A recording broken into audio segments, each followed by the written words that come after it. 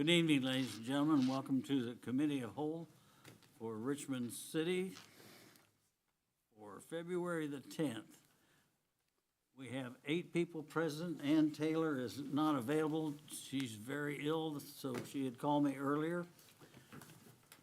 This evening, we're going to discuss the blight ordinance, and Jerry Purcell will be doing the entire blight ordinance for us to review. We can ask questions, and Justin Burkhart will take over at this time.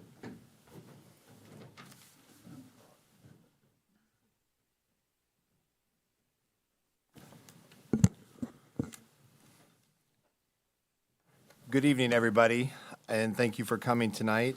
Ma'am, can we please take the roll?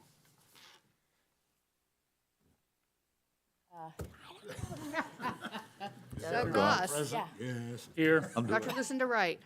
Present. Bill Engel. Here. Justin Burkhart. Here. Gary Turner. Here. Jane Bumblelow. Here. Larry Parker. Here. Jerry Purcell. Here. All present except as noted. Yes, exactly. And as Larry Parker said, Ann Taylor is excused from this meeting, excused absence. Thank you, the Committee of the Whole. We are here to discuss the general ordinance amending Chapter 98 of the Richmond City Code. This is a proposed shuttering blight ordinance that Mr. Purcell has put together for us. So I would like to ask him to introduce this, to discuss this, and then we will take questions from council at that point in time. Mr. Purcell. Thank you, Vice President. Well, tonight brings me to the point of presentation for consideration by ordinance of a plan to begin dealing with the blight and shuttered buildings in our historic community. I began this project over 3 years ago as a firefighter with consideration of the safety of our citizens and all first responders. The next consideration is the unfairness or lack of consideration for the individuals and business owners' investments in our community. The vacant and shuttered buildings are not just a safety issue, but are detrimental to new investment and property values. In a recent conversation with our fire administration, it was stated that there are standing orders for our firefighters to not enter vacant buildings, including our historic business districts.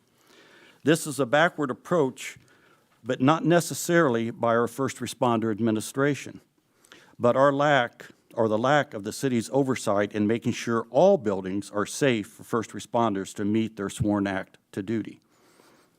The lack of this ability will lead to excessive risk to our citizens, business owners, and historic districts. This ordinance is basically an update and further organizing of Section 98 of our city code as recognized under Indiana Code 36-7-9. Now, if you'll follow along page by page, I'm just going to give a quick overview of what that page deals with, and you'll have to read it on your own. I'm not going to read, obviously, every sentence of the ordinance. Thank you. Page 1 spells out our state and local code that grants the responsibility of this body to consider this shuttering ordinance and the enforcement thereof.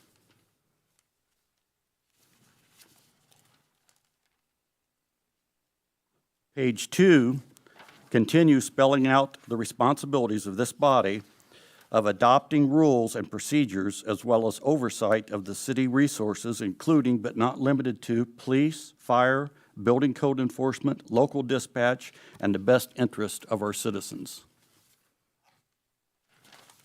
I would add one of the concerns of the origin of this ordinance was the safety of the citizens and our first responders. Page 3 spells out a responsibility of updating our city code as described and granted in IC 36-7-9 in establishment of effective unsafe building code and to protect the value and well-being of our community neighborhoods. Page 4 begins the definitions of Code 98, subsections A through E. Page 5 is a continuation of these definitions, subsections F through K, and continues with Code 98.04, inspections, then Code 98.05, service of orders. Page 6 continues with Code 98.06, requiring consistent enforcement and lack of authority to vary from consistent enforcement. This page continues with Code 98.7, which gives definition of an unsafe building under Indiana Code 37-7-9-4, subsection A through D. Page 7 continues this definition of Indiana Code 37-7-9-4 with subsections E through K. Page 8 continues this definition as well with subsections L through Q. This page continues with Indiana Code 22-12-1-3, which deals with definitions of alterations, repair, or demolition as established by Fire Prevention and Building Safety Commission of Indiana considerations. Let me read that again. As established by Fire Prevention and Building Safety Commission of Indiana and its considerations. Page 9, updated Code 98.09, establishes an unsafe building fund as per Indiana Code 36-7-9-14A. 98.10 defines contractor. 98.11 addresses the violation of occupancy contrary to other violations. 98.12 establishes registration of defined properties meeting the definition of abandoned.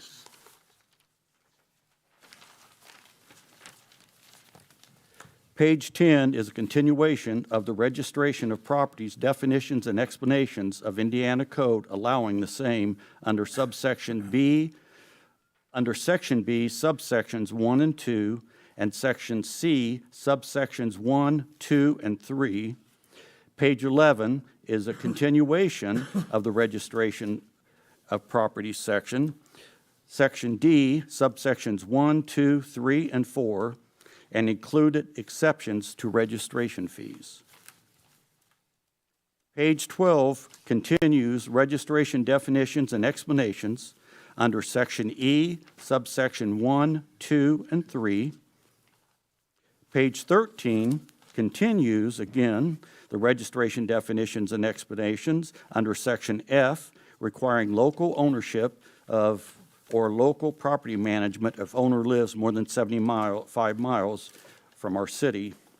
Section D, subsections 1, 2, 3, 4, and 5. Page 14 continues registration definitions and explanations under Section H, subsection 1, 2, and 3. Once again, page 15 is a continuation of Section H, subsections 4, 5, and Section I, subsections 1 and 2. Page 16 continues this registration definition and explanation in Section I, sections 3, 4, and sections J and K. Page 17, Code 98.13, unconstitutionality explains that if any part of this is found unconstitutional, it does not affect any other section. Section 98.14, did I explain that right? From a legal standpoint? Yes, 98.13, everything there on that page and the other pages that are not bold, those were already in our code. So that unconstitutionality, in case there is something weird or court comes back with case law later saying this is not constitutional, then that would assist with keeping the rest of the provisions in place. Very good. Code 98.14, conflict with other ordinances with subsections A and B. Code 98.15, establishment of unsafe building commission, subsections A, B, C, and D. What this is there will be a commission to, once buildings are registered, to go and inspect those buildings and classify them. Page 18 is a continuation of Code 9815 subsections E, F, and G. And then that page continues with basically housekeeping content of the overall document. In other words, the signature and dating pages 18 and 19. In closing, this ordinance to address the vacant and dilapidated buildings has been a long time in the works. Some will argue that this ordinance equates to government overreach and declaring property rights are or should be without such oversight. In a perfect society, this may be so. But it is evident that we do not live in that world. I do not consider it an individual's right to put others' lives in danger, including our dedicated first responders, or to destroy the value of their neighbor's investment. The key to this ordinance is, and it making a difference, is the commitment to enforcement. I want to thank my colleagues for consideration of how we can move forward. Thank you. Thank you, Councilor Purcell. I would like to, before we go into questions, I would like to just provide my own summary and then expectations for the next phase of some questions that the councilors might have. First and foremost, I appreciate the amending and then creating these thoughts. I think that we all can share a similar feel that, we do have blight here. We do have situations that we wish didn't exist in our community that affect businesses, that affect our first responders, affect folks that are willing to invest, and folks that have invested. So I appreciate the effort that's gone into this, as you said, 3 years. So what we'll do is we'll take questions, and then we'll all try to work together on the next steps of where we want to see this go, whether it be an ad hoc committee, et cetera. So at this point, I'll open up to questions from our council. Mr. Vice President, Mr. Turner. as I read through this morning, for the second time, by the way, I really didn't find the identification of that entity that would be responsible for registering. I can't hear you. I'm sorry. I did not find a reference, lots of references to a regulating entity, but the entity itself was not named with respect to who would actually carry out the inspection, the registration, and the maintenance of that information on an ongoing basis, because if you read it closely, there's an obligation to return to each of these properties every 30 days. Somebody's got to return to this property every 30 days That's exactly. to confirm that it's kosher, so to speak. So, Jerry, is it the Unsafe Building Commission that would be an arm of that, or who? It is the code enforcement that is over the overall enforcement of this. Tell them yes. And Sorry. Oh, it's okay. Director was not able to be here, like this falls under the planning department and the building commissioner. And the Unsafe Building Commission advise them on properties. They're non-paid advisees, just in a commission. But it's under planning, it's not code enforcement.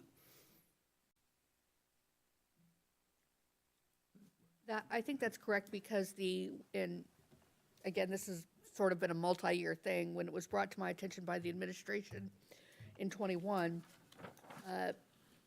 Beth and those of you who may remember city planner Ian Vaness, I was advised by them that the intent was to have I&D be the registration authority, but then they work very closely with code enforcement. And then the registering agent would be the individual who's either the owner himself or herself, or somebody over the age of 18 years old who is appointed by the owner to maintain their property and be checking in every 30 days. So it's the registration authority, I thought, was going to be when Ian Vaness IND. IND transitioned, and then I've been keeping Dustin Purvis and Mr. Keller in the loop, but I thought that Mr. Purvis was going to be the registration authority, but that he still works with, obviously, the building commissioner, who administers 3679, and obviously code enforcement, who is the delegated enforcement, who's pounding the pavement out there doing the inspection. The 3 inspectors could inspect, but all this would go through IND. When I say a planning director, that's the same person. Planning director and IND is the same person, so. Mr. Vice Chair. Yes, you follow up. I also noticed that this references the Department of Code Enforcement as though we've actually created an enabling ordinance that establishes it as a department in this city, and we have not. There are certain references throughout the code to a code enforcement department. So even though it's not been recodified during the new codification process yet, it is an existing department, at least from the administration's perspective. Yes. I don't know if I said that We right. need to but- finish the codification project. That would help. Yes. Would help immensely. Working on that in the law department, are we? No, yeah, I think Chloe and AJ and the mayor have, and council have all been working on that. And may I? Yes. Mr. Vice President, on page 4 of 19, it references department, and that refers to the department in charge of enforcing all building, housing, and related codes in the city of Richmond, Indiana, or refers to the Department of Code Enforcement where enforcement duties are delegated to code enforcement by the mayor or by the Building Code Division. Like that clarifies a lot of that. Can I ask for a little bit of clarity from the is it 2021 conversation? Right. So you were saying that the property owner would self-register with whom in the city? At the time, it was Ian Vaness, but it would still be the Department of Infrastructure and Development through Dustin Purvis as the director of that department. And then, if I'm following, after 30 days of, or after not hearing and 30 days passing, then code enforcement would check in on the status because they haven't re-registered or re-upped. They would work together and communicate with each other. Okay. Because yes, if there is no registration, and then code enforcement has to go out and assess the property and see what's going on. Is it vacant still? Is it not vacant? Is it quasi-abandoned? We don't always know. We have to look at it from the outside. Okay. Just for the purpose of the conversation, I wanted to outline maybe some of the discussion from then as it relates to now. Mr. Engel, did you have a? Yes. I'm not sure that this clarifies it for me, and I don't know if a memo detailing who specifically we're talking about would help, but I still don't understand who's the registration authority and who's the enforcement authority. Registration authority would be Infrastructure and Development. So it's Beth Fields. I think it would be Dustin. It'd be Dustin? Okay. Okay, who's the enforcement authority then? It's not the Unsafe Building Commission, is it? The Enforcement Authority is the administrative branch, so it would be the department or the Division of Enforcement Authority. The Division of Enforcement Authority, who's that? That would be. Is it the planning well, department? Matthew Keller is the department head over that? Statutorily, it has to ride with the building commissioner. Yes. But the people who go out and do the inspections are the code enforcement inspectors. But the building commissioner has the statutory authority and runs the unsafe building commission meetings, who works for IND. They're all in one department. Code enforcement's just across the hall. Okay, So there's one building commissioner, there's 3.5 inspectors, so 3.5 inspectors, while they're doing their other duties, would obviously check on these as requested by IND. which leads me to my next question, following up on Mr. Turner's question. This creates a lot of work for somebody, right? Yes. And didn't we downsize that code enforcement department? Isn't there? Just got her back full-time, so no, we're good. No, the only thing you downsize is the director is also the director of, and that's Matt Keller. So he's their director, and he's not an inspector. He's an actual director. So no, Okay, but 3.5 again, we're, inspectors still. again, I guess the importance of this Yes. ordinance, and I compliment Jerry for the work he's done. I think this is a great idea. I just wonder if we have an estimate on how many properties are we talking about? Are we talking about 5, 50, 500? I just wonder, and following up on that, I just, there's no sense in creating a new ordinance that we're not going to enforce. Right. If I may, that brings me to another question from another director who also could not be here tonight. And so, yeah, wipe your hands, Lysol, all that stuff. Maybe a decade ago, we entertained the idea of a landlord registration program Yeah, I remember. to register rental properties. Right. And there was a fiscal analysis done by an outside party that deemed it way too expensive, to put it in plain terms. There hasn't been one for this, and that director would strongly recommend you consider this. A complete fiscal analysis of would it sustain itself, would it pay for itself, or would it add extra costs out of the general fund? That's a question that needs to be answered. Agreed. And then also, Mr. President, there are references to violations on page 15, number 5, failure of an owner to provide proof of insurance would be a violation. What does that mean? Are we fining someone? So there would be, there could be fines for failing to register, failing to have an agent, failing to provide proof of insurance, and things that would fall under the home rule part of the Indiana code. And then everything else, which would be under the abandonment statute, that's 36,736, I believe. So It is. I have a question. So Did you answer my question? I don't know. I'm not sure about that. So there are two fine schemes, I don't like that word, but there are two fine possibilities, one set under home rule, one set under 36,736. So it is established somewhere, it's written somewhere that we would know what the fines are for that. That table. There's a table of fines, Okay. right? I don't know if Ian created a table of fines, but it's actually in the code, which fines would be applicable to, It was in your email. was in the email, was it Ian's? No, it was you. There was a fine comparison. Yeah, comparison, I'm sorry. Okay, Ian put that together in Okay. 21. The fines are listed there in 4 and 5, aren't they? Am I looking at the wrong one? I got the earlier version of this. Yes, they are. Or are they?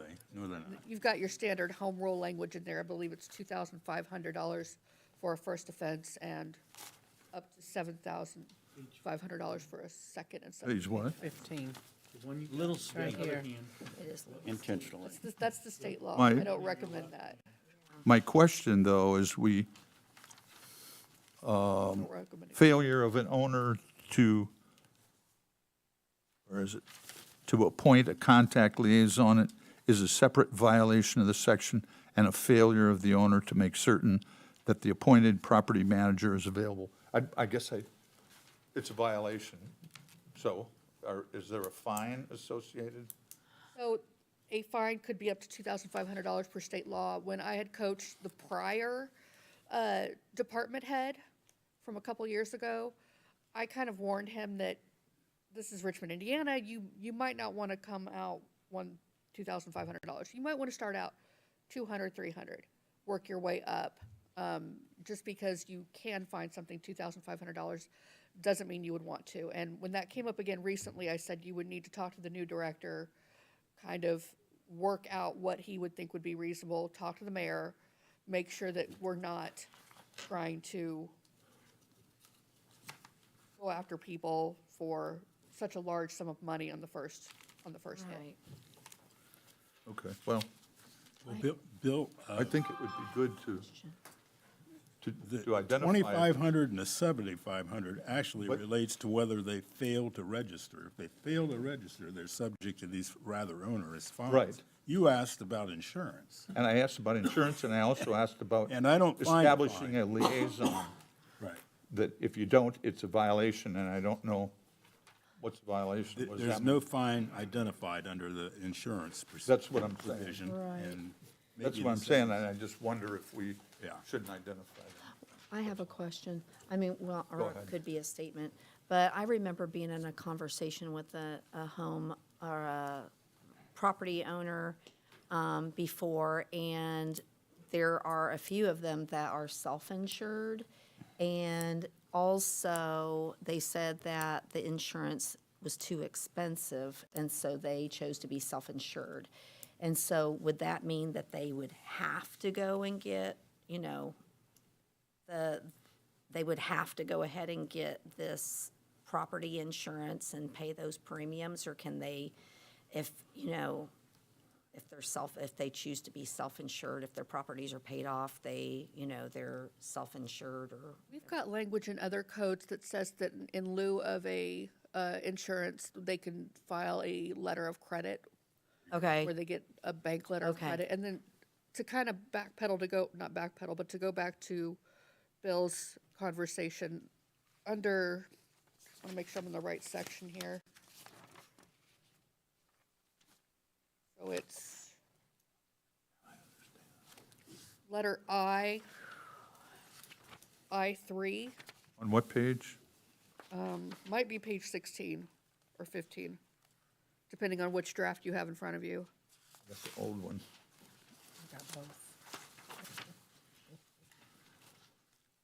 It's 15, isn't it? I. Whereabouts in three? I'm under I. So I's right on in the middle of 15. that paragraph 3, it says, for purposes of clarification, any other violations by an owner which exist, namely failure to appoint, oversee a property manager, failure to maintain insurance coverage, or an owner's failure to provide an updated registration information, shall be deemed a separate violation subject to that cap. So again, it's gonna be lower depending on what the mayor and the departments decide. But we wanna have that cap in there for state code, home rule purposes. I think council has done that before with other, violations of just a general nature. They wanted to make sure that that cap was in there to comply with home rule.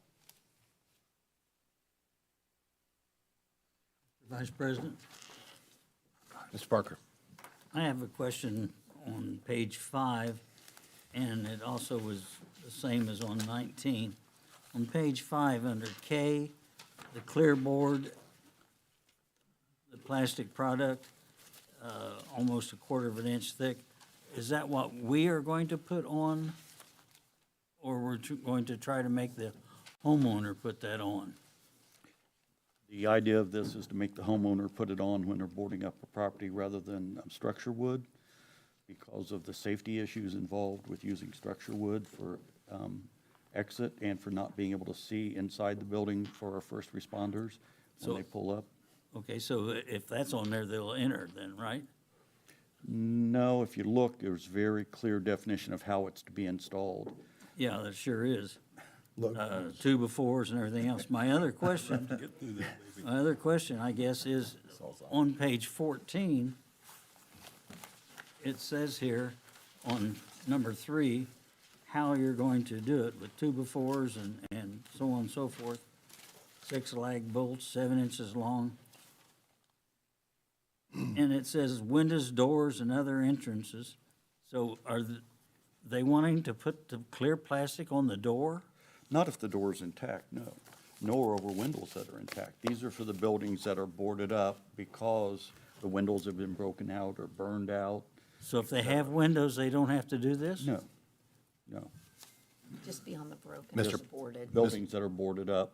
Mr. Parker, and possibly as a reference, we could use the Reedmore property prior to what it's undergoing at this point, how there were missing window, which was letting weather in and things like that. Something like this could also help structurally keep the building intact for any kind of future use as well. But if I'm hearing you correctly, and please let me know, not, this would go over top. There would be some sort of instruction manual, and possibly some references of assistance to help install some of these fixtures, but to really kind of have a set way of doing this so that our first responders possibly know of what they're getting into to enter these buildings in case there is a call for emergency. Am I going in the right direction with that? Well, somewhat, but at the same token, you know, if the windows or the doors have this clear plastic on it so that they can see in, I don't know why they wouldn't go ahead, if there was a call, why they wouldn't go ahead and go in, because that was supposed to be the reason they didn't go in, is because they couldn't see in. So now they can see in, and if they have an emergency call, I think they should either go in or let's forget about this part here. No, it absolutely, the whole code is about them being able to safely go in once this is enforced, that we know the condition of the buildings. But the clearboarding, the whole concept of that is that the neighbors can see what's going on inside.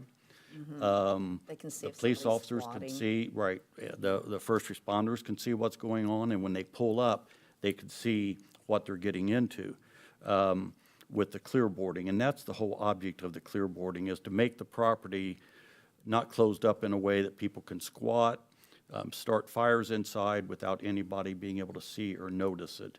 So it fits a number of issues. Now, one of the things that's not been clarified, which I want to, is this commission that will be established on page,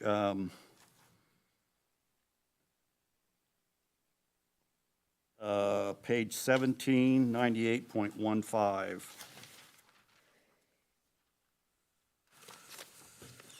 And that commission will be a volunteer commission. Once the buildings are registered, that commission will go out and inspect the buildings and determine whether or not they are viable or not.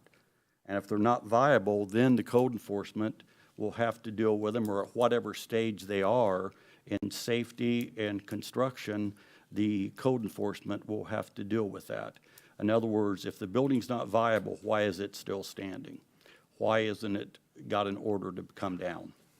And that's what that commission's task will be, and that commission will start doing that, and it's spelled out how it'll be set up once all the registration is done, and inspection of every one of the buildings. Also on page 14 of 19, under 2, and free from snow and ice on the walkways. I agree 100%, that'd be wonderful, but we don't enforce it now. And we can't enforce it because we don't have an ice or snow police. So is there really any sense in pretending we're going to do that?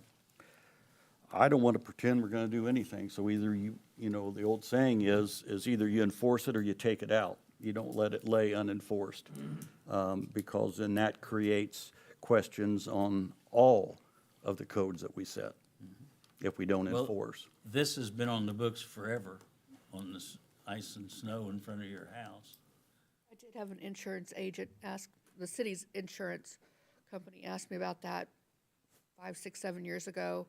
She wanted to make sure we had something on the book, so I sent it to her. Please don't ask me what her name was or what year it was. It's been a while. Yeah. I think they do like to know that these are on the books. They're on the books, we just don't enforce them. Mr. Vice President. Mr. Purcell? I noticed this with the people coming back from Walmart, et cetera, into Ravina Park, and there's literally no sidewalk for them to walk on, so they were walking on the road, which is very dangerous. And downtown, now with the narrower sidewalks and the extra parking, there's no place to put the snow downtown. So it needs to be removed in a different way. And I would say the same applies to a lot of our neighborhoods, that we need to remove the snow, not push it up on the sidewalks. Because that's what's normally blocking the sidewalks, is the snow we push up on them. But that's a whole nother subject. Sorry. Well, not really. Well, no, it's in here, right. How do we enforce it? Yeah. Now, Mr. Vice President, So, I would like to say that I don't expect this to necessarily go through intact. I've got a lot of time and energy in it, but there's always room for other people's thoughts and input. And I think, and that's what I think the Vice President was referring to here at the start, where do we send it for here and start reviewing it to look at the different things that we've discussed tonight, to have that committee look into, do we delete things or do we spell them out clear, et cetera, and who that group would be. Mr. Vice President? yes, Mr. I think, clearly, I think we're going to want to narrow the scope of this. And the first step, in my opinion, is an assessment of just how large is the problem. How many places do we have that are likely to fall under the aegis of this ordinance? And kind of where are they? I just happened to walk, well, I walk every day, but just this past couple of days, I've picked out 3 or 4 buildings on South E, 4 or 5 buildings on Richmond Avenue that are obviously vacant and haven't been occupied forever. And they're perfect examples of what do we do with them. And the windows are still intact, the doors are still intact, but they have been empty for way more than 45 days, years, in fact. And so I don't think we want to start tearing down things that aren't dilapidated to the point where they need to be, just because they've not been occupied. So that feature of the ordinance really needs to be cleaned up so that we don't have that issue. And I even thought of the shopping center on the west side of Richmond, across from the drugstore. It's got 5 vacant bays that have been there now for 5 or 6 years. And we don't want them to fall under the aegis of this ordinance. And so that aspect of it needs to be tweaked, I think, to make it clear to people who own those places that we're not going to come shut them down because they haven't been able to find tenants Right. for the Right. space. And that is spelled out under the fact that the enforcement department can vary by common sense. Well, that would be common sense. Yes. Right. And also, Vice President, I would like to say, if it's okay? Yes. That's once again where this commission comes in, and no one's going to tear down a viable building. That is not the object Yeah, here. right. The object is to tear down the buildings that are no longer viable. They're just sitting empty or burned out, et cetera. The other is to classify the buildings as something that can be restored or what kind of work they need so that we can start looking at how they get back in service. So your point's well taken. And if I may, a personal plea to this council body. I think this is a great starting point, and I applaud this, and Mr. Parker brings up a really good point here as it relates to the snow and the ice. What kind of community do we truly want to be? Do we want to be a community that says we can't figure this out, take it off the books? Or do we want to be a community that says we have to figure it out? We have an aging population. There are disabled people in our community that depend on some of these safe ways of travel, whether it be sidewalks, crosswalks, but in order to navigate our city, to visit some of our businesses, et cetera. And so I think I've had my own personal experience from specifically our historical uptown Richmond, once with Dr. Wright, where there was a situation where the building was in very bad shape. and would appear to me, a non-first responder, as a dangerous place to enter. And I know that's not a community that I want my kids growing up in. I know that's not a community that is going to be able to recruit easily new families, new businesses. And so my plea is that if we use this as a jumping off point, a starting point, to say it's important to us to look at these fine details. It's important to us to find a way where we don't block pathways, but we remove the barriers for the future of our city. And so I know there's a lot of fixing, updating definitions per se, but I also think that it's a wonderful thing that we're here talking about this, because I think that we do need to be strict with our standards. We do need to enforce what we want to see. And so I think this is wonderful, and I think these questions have been wonderful. And so, Mr. Purcell and the fellow counselors, I'm excited about this, and I hope that we can move this on to the next phase, because if we want Richmond to be great, it's going to start with defining what great looks like. Very good. Did you have some? To address Gary's concern, Indiana Code 36.7, 36.10 defines the exceptions for abandoned structures. That includes the actively being offered for sale, lease, or rent. That is So- stated in the variances in That's this stated. ordinance. Yeah, and I think you guys were all handed the copy of the Indiana code that this was referenced, and that would be 36.7, 36.10. It talks about the fines, the first paragraph, and then it says, unless documentation has been filed, approved by the enforcement authority that it indicates the owner's intent to eliminate the vacant structure or abandoned structure, and goes on.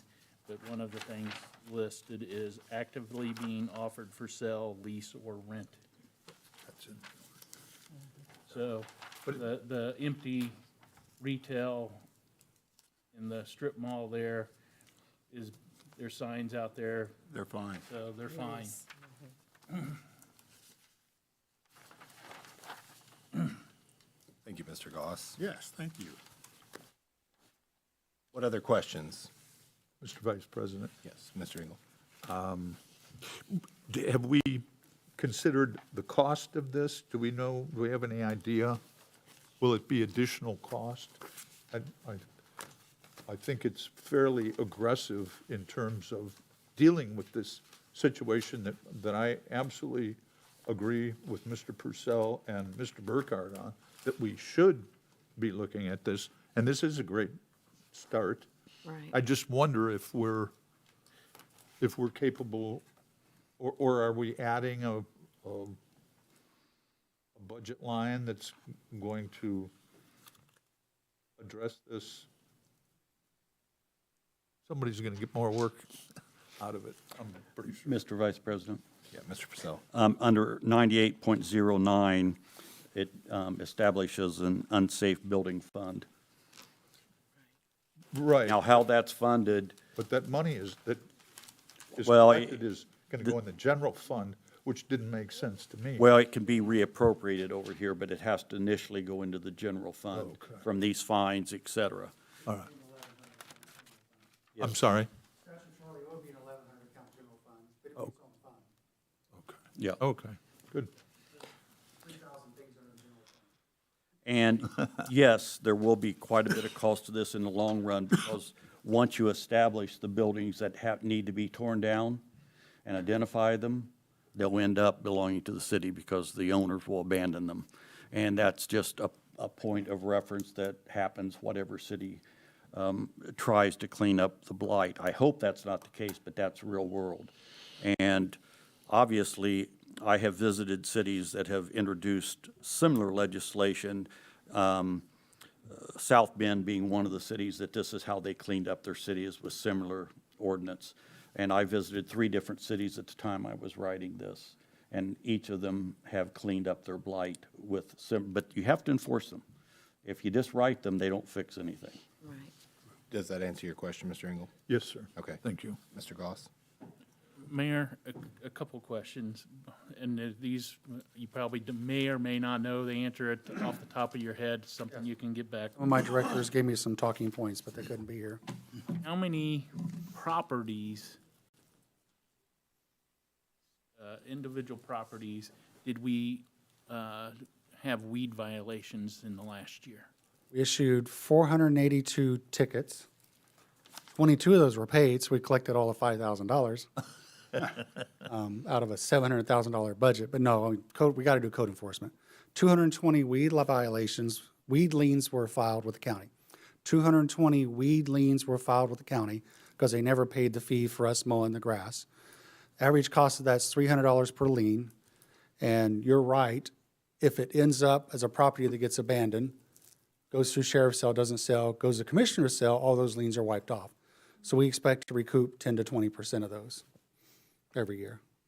That they actually, people will actually pay and sell the property, not go to commissioner's sale. So, I mean, we try, and you have to do that. Statutorily, we follow a process to get these things filed. And filing those liens helps push the owner to either fix it or let it go to someone else who will fix it. The second question, how many properties last year did we board up? I don't know. He gave me an annual report, but probably didn't bring it tonight, did you? Probably on his phone. Yes, he gave me a good summary report he can share.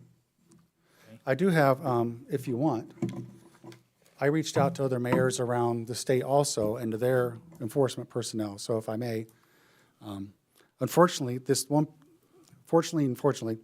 particular city, the mayor and their executive director of planning, zoning, and code compliance, I forgot to ask if I could say their name, so I'm not going to put their name out there and put them on the spot, but I'll give you details. The mayor came to their director and said, hey, we've had this ordinance for 20 years. We really haven't done anything with it. Would you take off with it? So this person did a few weeks ago, and it's timely, just 2 weeks ago, mailed out letters to residential commercial property owners. About 25% of the residential ones sent the registration forms back. They're like, this is okay. Maybe we're onto something here.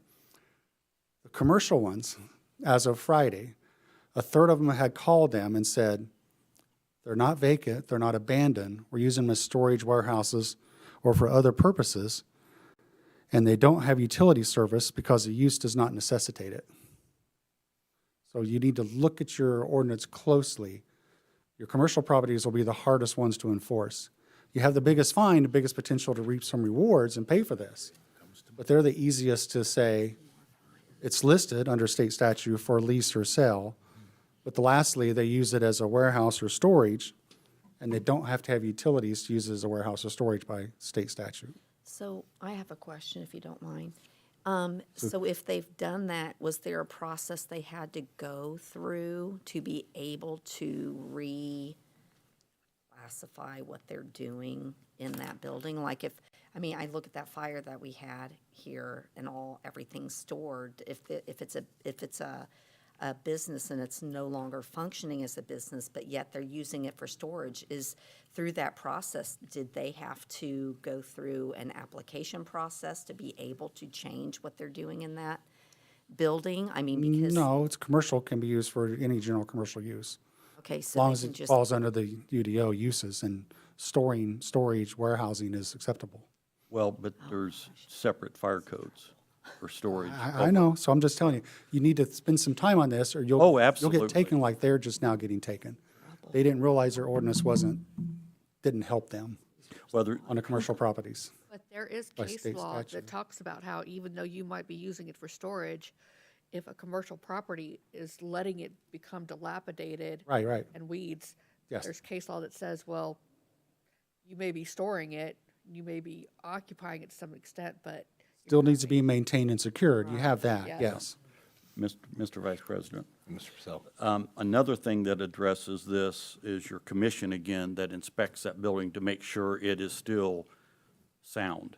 It is still structurally sound, et cetera, because to hide behind that veil of we're using it, Well, I know. we can still inspect it. We were getting some really good advice from another city. No, absolutely. Absolutely, I agree. You got a chance to do this differently, do it differently than we did it. And the commission meets every Tuesday, every third Tuesday at 10 o'clock. So I was actually going to pass this ordinance out to them next Tuesday, and let them know how their role as a commission would be filtered down through code enforcement and through this new registration authority.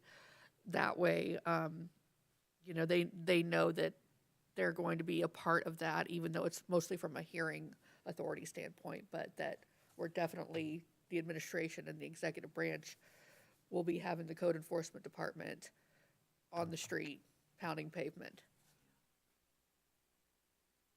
Mr. President, or Vice President. Mr. Cross. Back to my third question. Okay, you only get 3 now. You know, a number of boarded up properties that we boarded up and a cost of those properties the cost of boarding those. We need to do that fiscal analysis that has Yeah, not been we'd done like- yet. I'd like to know those numbers. How many we boarded up last year and what was the? We cost? know that, but we don't know, I mean, we can, 99. 99. right. And we know how much the overall budget was, but we can't tell you how much these 99 costs. It's not We broken. know how much the whole department budget was. Yeah. Okay. Mr. We Vice haven't broken it down, but we might be able to figure that out in Yeah, purchase that would- orders. I think would help, Might be able to figure out from materials purchase. yeah. Mr. English. I know, Laserfish.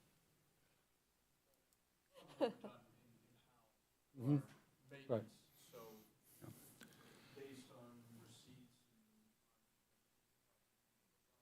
Yeah.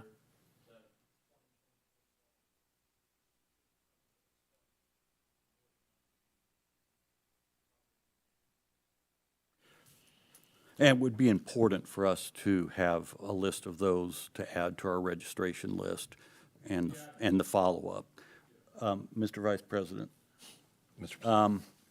well, even today, and Kim, this may be a question for you, Southeast Street, there was a fire, in about the 700 block? The whole top of the building's burned off. The lower doors are boarded up. It's been setting now for 3, 4 months? What's our recourse on that? It's a structurally, in my opinion, the only thing they could do is tear, and this addresses what the weight loads, et cetera, have to be on these buildings and the repair of these buildings. But if you look at that building, it's gonna take total reconstruction of the second floor, minimum, plus the other damages from the water, et cetera. And then you have a house on South 11th Street that has been burned out for multiple years, that we plywooded up. I know because the plywood's been removed, and I've worked through your department to get the plywood put back up. And hopefully it'll be clearboard in the future if we work with the local vendors. So we've got a number of buildings right now, the 2200 block or 2000 block of East Main. There's a building that a tree fell on 4 or 5 years ago that has tarps over it. What is the follow-up? So we do have our unsafe building commission in place, and Sherry can attest to this, but we have what we call pre-hearing orders. We have to go through the process in Indiana Code 3679, and we get title searches so that we can serve and give due process to the owners and all interested parties, known or recorded of record. And so they do a pre-hearing order. We set it up for an automatic hearing if we're going to tear it down. If the building commissioner confirms that it is an emergency, we can usually bypass that process. I don't like doing that unless the building commissioner has said, yeah, this is structurally, it needs to come down, or unless we can clearly see, and Sherry can, send me a picture, or the other 2 inspectors can send me a picture showing that it's leaning, and it's eminently going to fall down on its neighbor, or on an alley, or on sidewalks, or it's in a even when it's in a neighborhood where there's schools, churches, and children present. So we go through our unsafe building commission process. We get that mailed, recorded, published, set it up, go to unsafe building commission. They can either affirm it, they can deny it, or they can affirm it with stricter modifications if the individual shows up to the hearing. And again, we do these hearings every third Tuesday at 10 o'clock. And I think they're even, WCTV has been recording them since '24. So I have a question, Kim.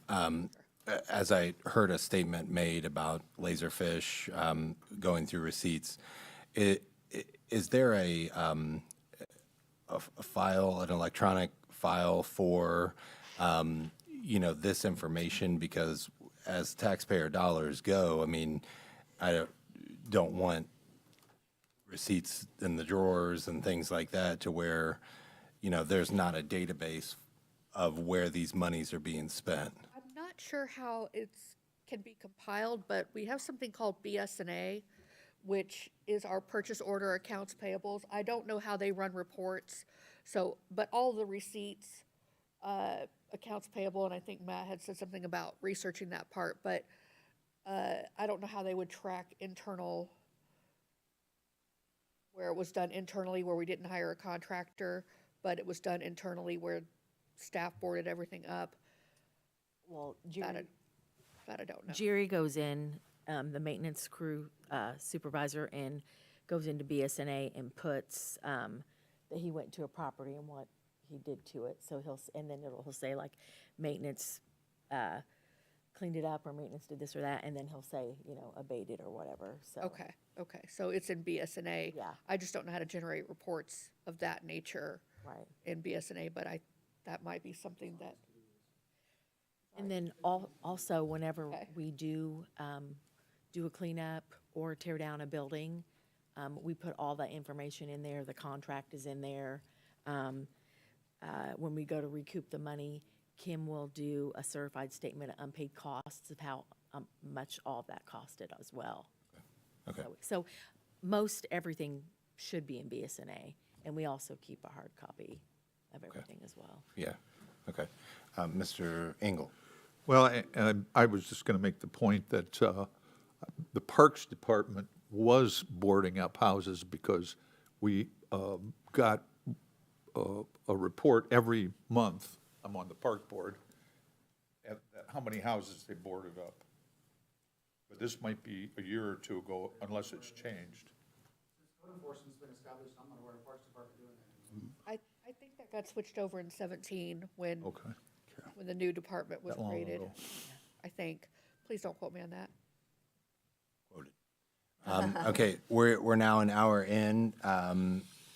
What other questions, if any, on this? And if any, what is the council's pleasure as far as the direction that we want to go? I think we should parse it into work tasks and assign it to appropriate committees. I think finance should track down what this is going to cost. I think public safety ought to address the definitions to ensure that they're consistent with what we want. And to the point that you're making, snow removal ought to be part of that conversation because But it doesn't snow. I mean, that is, It's a pride thing, Well, having pride. in it. as a walker, I found myself out in the street myself. Yep. It's not fun Or safe. or safe, Well, and for our children's sake too, when they walk to school. right? Mr. Vice President? Yeah, Mr. Purcell. In closing, I do want to say this for all honesty and transparency. In working with other cities and discussing this, by the time we get all the properties registered and we start doing this enforcement, we're going to end up with a lot of buildings to tear down that are unsafe. And there has to be a fund to do that. And I know that South Bend set aside $6 million for tear down at the end of this application of this ordinance. That's just, I want to be real with everybody, that there is an end cost to this if we're going to follow through. And then you have to figure out where those funds are going to come from and how you're going to produce those funds. And then that becomes a matter of what is your priority? And the real world of tax caps and our income and our other departments. Right. But that's where this is heading, to be honest. It is going to be expensive in the end if we want to clean up the city and the blight, If that's our priority. if that's our priority. Redevelopment would be normally where you would look for funding for some of this, but believe me, we've committed virtually Good. almost every dollar that we have foreseeable to Alder Beerman and a variety of other very important development projects.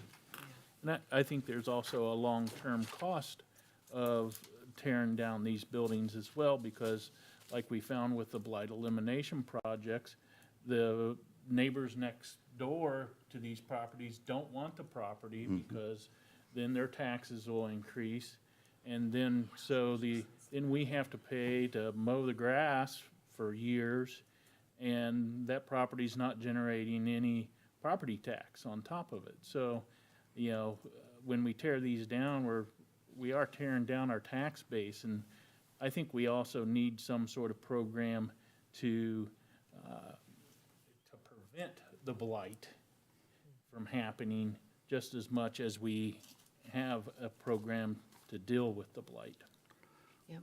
Mr. Vice President, Mr. Purcell? you're absolutely right, and that's where the initial classification of these properties, being savable or not, and then you establish your list of tear downs, and then the enforcement of this stops them from continuing to fall into blight, to fall into decay. That's the whole idea and purpose of this. And I've always said that once we clean up the city and we start encouraging development within our city of new houses that are affordable, et cetera, that we can give these properties to someone that comes to us that's a developer with a plan and showing us the financial capability, even if it's small contractors here in town, and give the properties away. The mayor and I discussed this during the campaign with all the properties that the city owns. Someone comes to you with a plan and shows you the financial capability, give them the lot.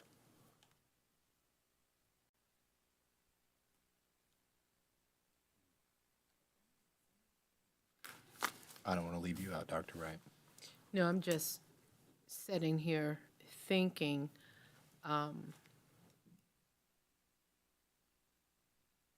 what Mr. Purcell was saying in giving, if you have, if we develop some kind of program. Back in the day, there were block grants, low-interest rate loans to someone who is willing to, maybe they have a little bit of money, and we have a program that's going to help them. Some of these houses, because some of these abandoned buildings have good bones. They just need some TLC and somebody who cares and somebody who's willing to work them to improve, to have some affordable housing. We have to start thinking about, and by the way, that'll get them back on the tax roll. Just saying, you know. We have to start thinking about our residents and how we can best service them, because without the residents, there's really no community. I mean, the community will die. I mean, let's just be real. So preventive, yes, we do. We need to figure out how we can eliminate, how not only clean up the city, but have a plan, working together and trying to find a way, be proactive instead of reactive, because right now we're being reactive. And when you're reactive, it's costly. And it is costly. So we need to be proactive and work together and get the job done for the people who put us in these seats. Mr. Vice President? First of all, I'd like to thank Jerry for all the hard work he's done, Amen. even though we beat you up a little bit. Not a bit. That's all right. But I think this is a good start, and I think that Mr. Turner had a great idea in the two committees that we should use, and that's Finance Committee, and Mr. Burkhart, you happen to be the chairman of the Finance Committee, so it'll be up to you to call the first meeting. We'll see. And on the Safety Committee, that would be the other one, and Mr. Goss, you happen to be chairman of that one. Yep. So anytime you two gentlemen want to call your first meeting, well, we'd be glad to attend and hear what comes of that. Very good. Sounds good to me. Thank you. Mr. Vice President? Yeah, I Mr. want to thank everyone for coming to the meeting with an open mind and listening and all the input, because this is something that I've dreamt of for years now. And it all started with first responder safety and has built from there. Thank you. And thank you, Jerry. Yeah, thank you. Thank you so much, Jerry. So are there any other questions? Just for the assignment, Larry, Monday night at 6 o'clock, the Finance Committee will be meeting. You're all invited because this will be on the agenda to discuss that, to hear it for the first time. We can't be, We can't all be invited. just for, Well, only the most important then. I guess. Since I have the key to the office. Be Tuesday night. You need to come to the microphone and speak. Monday's a holiday. Just a quick reminder, Monday's a holiday, federal holiday, so Tuesday. Tuesday. Yeah, this is the government, that's right. All right. Hearing nothing else, I'll need a motion to adjourn. I Move. second. Motion and a second. All in favor, say aye. Aye. Opposed? We are adjourned.